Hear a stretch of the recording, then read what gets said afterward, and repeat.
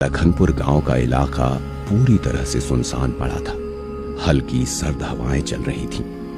लखनपुर गांव से सटे रेलवे स्टेशन पर लखनऊ से चलकर आने वाली आखिरी ट्रेन आकर रुकी, जिसमें से सोमनाथ उतरा। ठंड की वजह से स्टेशन भी वीरान पड़ा था। सोमनाथ ने इधर उधर देखते हुए खुद से ही कहा, बाप रे, पूरे स्टेशन पर सन्नाटा फैला है। देखता हूं बाहर कोई सवारी गाड़ी मिल जाए जो मुझे गांव तक छोड़ दे। इतना कहते हुए सोमनाथ ने अपना सामान उठाया और बाहर की ओर निकला। बाहर कोई भी सवारी गाड़ी नहीं थी, इसलिए वो पैदल ही चल पड़ा। नए कपड़े, कपड़ों पर इत्र और हाथों में मिठाई का डब्बा लिए सोमनाथ अपनी मस्ती में गांव की तरफ जा रहा था कि तभी उसे पीछे से किसी के पायलों की आवाज सुनाई दी। सोमनाथ चौंक पड़ा। उसने पीछे मुड़कर देखा, मगर वहां कोई नहीं था। इसे अपना वहम मानकर सोमनाथ दोबारा आगे बढ़ा, मगर कुछ और कदम चलने के बाद उसे एहसास हुआ पायल बजने के साथ साथ किसी औरत के हंसने की भी आवाज आ रही थी।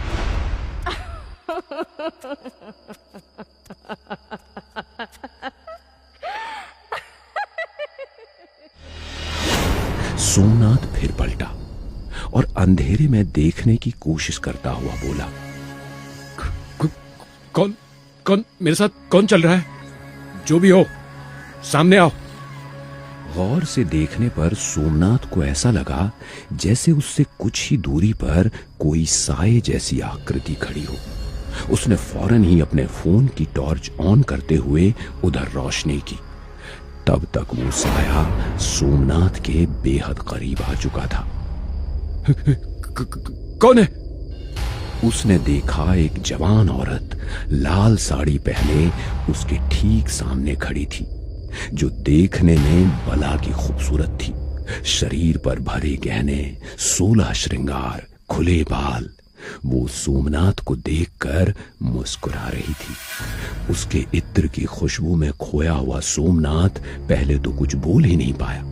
फिर उसने अपने आप को संभालते हुए उससे पूछा, आप कौन हैं? और इस सुनसान इलाके में इतनी रात गई क्या कर रही हैं? मेरा नाम मोहिनी है। मैं यहीं पास के गांव में रहती हूँ। इस इलाके में मेरी जमीन है। बाबूजी अपनी सेहत के चलते इतनी रात को यहाँ नहीं आ पाते, इसीलिए मैं आ जाती हूँ। इतना बोलते हुए वो औरत सोमनाथ के और करीब आ गई। सोमनाथ जरा पीछे होकर बोला, मगर आपको अकेले यहाँ डर नहीं लगता? डर? किस बात का? ये मेरा गांव है। मैं तो यहाँ इसी वक्त रोज आती हूँ।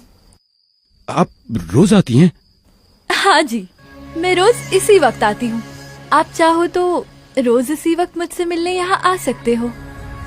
उसकी बला की खूबसूरती में सोमनाथ खोता जा रहा था, मगर उसने खुद को संभालते हुए कहा, देखिए, अभी तो मुझे अपने घर जाना है, मगर मैं वादा करता हूँ कल इसी वक्त आपसे मिलने जरूर आऊंगा। इतना बोलकर सोमनाथ वहां से चला गया। वो औरत उसे अब भी घूर रही थी, जिसकी आंखें बिल्कुल सुर्ख लाल चमक रही थी। सोमनाथ अपने घर पहुंचा।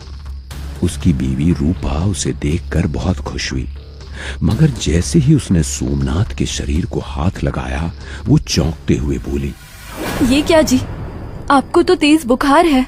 अरे कुछ नहीं, बस सफर की थकान की वजह से थोड़ी हरारत होगी। घबराओ नहीं, कल सुबह तक सब ठीक हो जाएगा।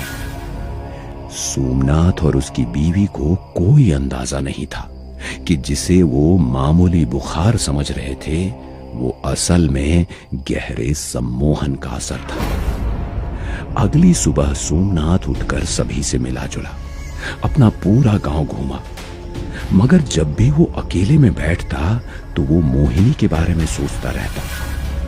उसका चेहरा सोमनाथ भूल नहीं पा रहा था। उसे रात का इंतजार था। सोमनाथ ने किसी तरह दिन गुजारा। रात के वक्त सोमनाथ एक बरगद के पेड़ के नीचे मोहिनी से मिला। वो उससे बहुत जल्दी घुल मिल गई थी।